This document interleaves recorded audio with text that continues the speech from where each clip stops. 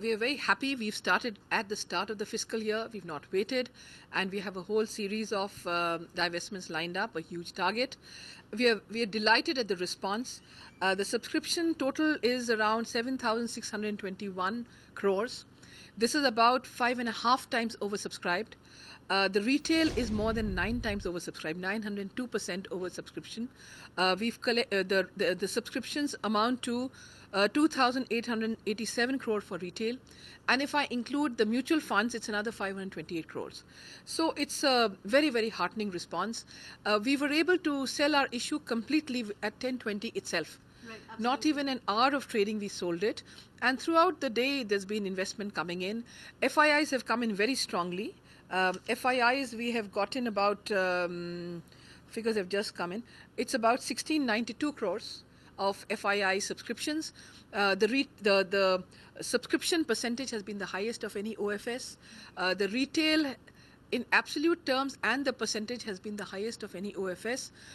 In fact, the retail we have got is more than we got for Coal India, which was a stock which was about how many times this stock? It was about 15 times this stock. So it's really been a very, very encouraging response. So, ma'am, which are the big FII investors that have come in? No, we don't have the names. We don't have the names. It is, in fact, at this stage, the stock exchanges have only given us the subscription numbers. They're still working out the allocation numbers. Another very important indicator we have seen, the price has moved up. Right. In an OFS, the price moves down, the underlying stock moves down, the underlying has moved up. It ended yesterday a little over 321 rupees. Today it has ended at 330 rupees. Right. And even our indicative price for retail is 324.72. So all this has shown that one, our timing has been very good. Two, I think the management of the OFS has been good because being subscribed so early, it has instilled a lot of confidence in the market in the value of the stock, which is why the retail has come in such a big way, which is why FIIs have come in such a big way. So I think it's also indicative of the confidence in the economy, indicative of the confidence in the stocks. Absolutely right, ma'am. But do you think perhaps since this time around we've seen a lot of subscription coming in both from the institutional as well as the retail side, perhaps we could have also gone ahead with a PFC, maybe another candidate along with REC? No, I think every stock has to be measured on its value. And I don't think any stock should be shortchanged. These are huge stocks. I mean, compared to the market, these are very big stocks and very big companies. So I really do not think that stocks should be, we didn't think it was appropriate to club the stocks together. Right. I also want to stay at this stage, which I told the other media channels also, that, media speculation is harming our stocks.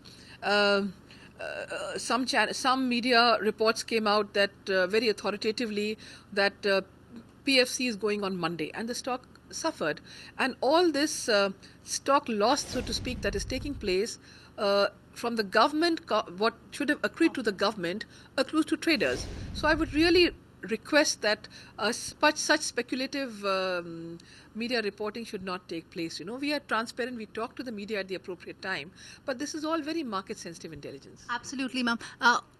The first divestment has happened in the month of April. How soon can we expect the next divestment? And any specific sector per se? I'll not ask you any particular stock, but any particular sector that you're looking at very closely that is doing well at this point of time? We are watching the market. I mean, that's all I can say, both in terms of timing and in terms of which stocks to go in first. It's all market driven. I also want to ask you, ma'am, there were news reports that due to the geopolitical crisis that is currently emerging and also because of the low crude oil prices, the inventory losses that IOC is facing, the government may take a little while before they'll go ahead and decide on selling the oil PSUs. Is that something that is a cause of concern for you? See, I don't really want to get into the operations of specific PSUs. I think the Petroleum Ministry will be best equipped to answer that question. But broadly, what happens is when oil prices are low, the marketing companies do better, and when the oil prices are high, the upstream do better. But nuts and bolts of IOC or any other company inventory losses, I think the parent ministry is the best person to ask this question. Ma'am, my last question to you. SEBI has also floated a discussion paper on a lot of suggestions that the divestment department had given. How hopeful are you that they will be able to go ahead and probably listen to the divestment department and ensure that there is a better depth in the Indian markets? The suggestions we sent were not only to protect the government interests, but also those of any company that goes in for an OFS, because this is a special facility given to selected companies, so not just government, for all the companies. And it's also actually there in the interest of the retail investors, because should there be volatility, should there be sudden crashes of stock prices, then ultimately it's the retail investor that suffers. So really they are more in the interest of retail investors. And if you look at the kind of figures we have got, the kind of response we've got from retail, it clearly shows that retailers don't need 10 days, 3 days, 5 days to decide. If the stock is good, if it is marketed well in advance, not just in terms of the notice period, we get a good response. Right. So a lower notice period actually militates in favor of the retail investor. Which is what the government is committed to. Right. Where SEBI's guidelines say 10% reservation for retail, the government has gone in for 20%. So government is very mindful of the retail investor. Right. And we will expect more divestment through the year now? I hope so. Find us on Facebook at facebook.com/ETNow and don't forget to click the like button. You can also follow us on Twitter at ETNowLive. To stay updated with all our programming, hit the subscribe button on our YouTube channel by logging on to youtube.com/user/ETNow.